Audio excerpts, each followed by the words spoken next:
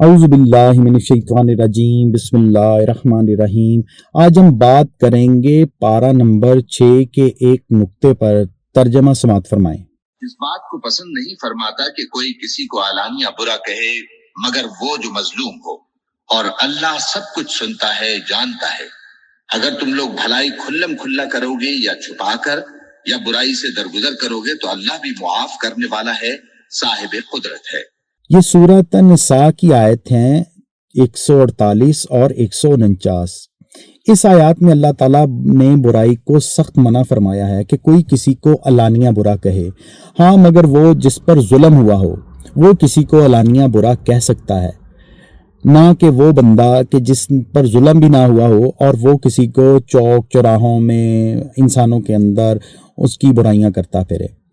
حضرت ابو ہریرہ رضی اللہ تعالیٰ عنہ سے مروی ہے کہ ایک شخص آپ سرکار صلی اللہ علیہ وآلہ وسلم کی خدمت میں حاضر ہوا اور اس نے اپنے قرض کا تذکرہ کچھ یوں کیا کہ کچھ سخت اپنی گفتگو میں کچھ سخت الفاظ اس نے بولے، تو وہ الفاظ سن کے جو آس پاس صحابہ کرام بیٹھے تھے ان کو سخت غصہ آیا، اور ان کو جب سخت غصہ آیا اور وہ اٹھ کر کھڑے ہوئے تو آپ سرکار صلی اللہ علیہ وآلہ وسلم نے ان کو روک دیا کہ اس کو کچھ نہ کہو، اس کو چھوڑ دو، یہ حق پر ہے، یہ جو بھی بات کر رہا ہے یہ بات ٹھیک کر رہا ہے۔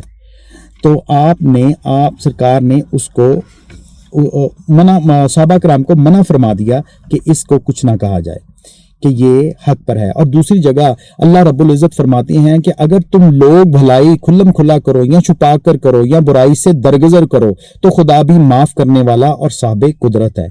اس آیات میں اللہ تعالیٰ بیان کرتے ہیں کہ اگر کسی کے ساتھ بھی نیکی کرو یا چھپا کر کرو تو اللہ تعالیٰ اس کو جانتے ہیں، بوجھتے ہیں، اور اللہ تعالیٰ تو انسان کے دل میں آنے والے خیالات کو بھی جانتے ہیں اور اس کی نیت کو بھی جانتے ہیں۔ اب چند دنوں بعد بقرہ عید آ رہی ہے۔ اس بقرہ عید میں اب لوگ مقابلے بازی شروع کریں گے کہ مثلا اگر کسی نے بھی کوئی جانور لیا تو وہ ہمسایوں سے اس سے اچھا جانور لے کے آئے گا اور دروازے کے باہر باندھ دے گا۔ اب آنے جانے والا کوئی بھی گزرے گا تو اس کو بیان کیا جائے گا کہ یہ اس جانور کی کتنی قیمت ہے، یہ کہاں سے لایا، کب لایا۔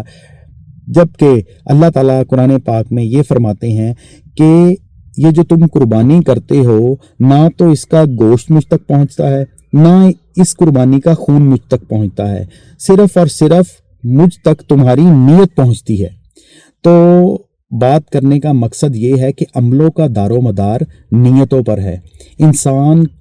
اگر انسان کی نیت ٹھیک ہے تو اس کے جانور کی قیمت، اس کے مال و دولت کی قیمت نہیں دیکھی جائے گی، بلکہ اس کی نیت دیکھی جائے گی کہ اس کی نیت کتنی خالص ہے، اور وہ جو پیسہ اس نے راہ خدا میں خرچ کیا یا کسی کی مدد کی یا کچھ بھی کیا، اس چیز کی ورث دیکھی جائے گی کہ اس کی ورث کتنی ہے۔